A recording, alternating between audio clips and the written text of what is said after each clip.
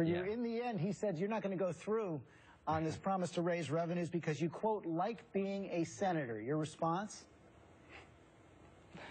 I love being a senator, and I want to be a senator that matters for the state of South Carolina and the country.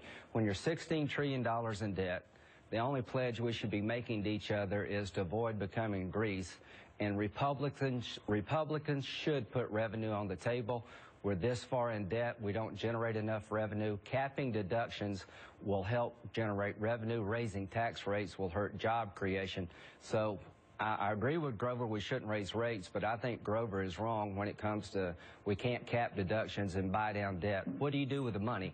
I want to buy down debt and cut rates to create jobs, but I will violate the pledge, long story short, for the good of the country, only if Democrats will do entitlement reform. Let's talk about that entitlement reform, Senator Durbin, because you see your allies in the Democratic Party are already starting to mobilize with ads from labor unions, the AARP airing across the country right now. I want to show part of it right now. How do we move our country forward and reduce the deficit? By creating jobs and growing our economy, not by cutting programs that families rely on most. For working families, it's all about putting Americans back to work, not cutting the things we rely on most. They are signaling that they can't accept the kinds of entitlement reforms, especially in Medicare and Social Security, that Senator Graham is saying are a prerequisite to a deal. Let me tell you first, George, and you know this, Social Security does not add 1 penny to our debt, not a penny. It's a separate funded operation, and we can do things, and I believe we should, now, smaller things, played out over the long term that gives it solvency. Medicare is another story. Only 12 years of solvency lie ahead if we do nothing. So those who say don't touch it, don't change it, are ignoring the obvious. We want Medicare to be there for today's seniors and tomorrow's as well. We don't want to go the Paul Ryan route of voucherizing it, privatizing it, but we can make meaningful reforms in Medicare and Medicaid without compromising the integrity of the program, making sure that the beneficiaries are not paying the price for it, except perhaps the high-income beneficiaries. That, to me, is a reasonable approach. Let me salute Lindsey Graham. What he just said about revenue and taxes need to be said on his side of the aisle. We need to be honest on our side of the aisle, and as we did under Bowles Simpson, put everything on the table. Does that include raising the age for Medicare eligibility?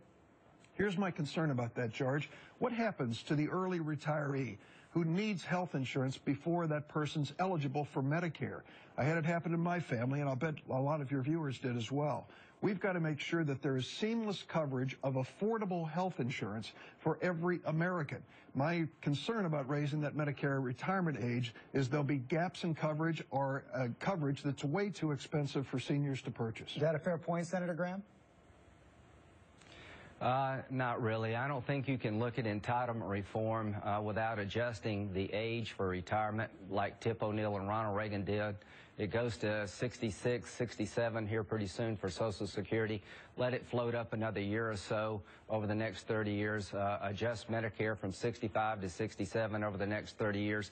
Means test benefits for people in our income level. I don't expect the Democrats to go for premium support or a voucher plan, but I do expect them to adjust these entitlement programs before they bankrupt the country and run out of money themselves. So age adjustment and means testing for both Social Security and Medicare, I think, is eminently reasonable, and all those who've looked at this problem have done that over time. I want to move on to another subject, but quickly, Senator Durbin, you praised Senator Graham right there because he was open to more revenues. Do you think that capping deductions is the answer, or will there actually have to be an increase in tax rates for the wealthy?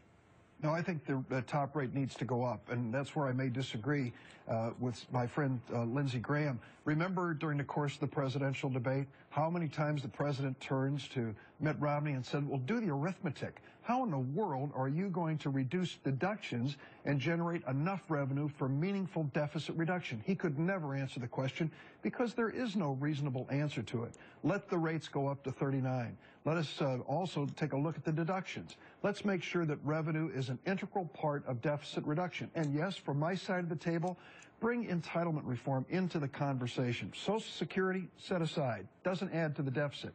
But when it comes to Medicare and Medicaid, protect the integrity of the program, but give it solvency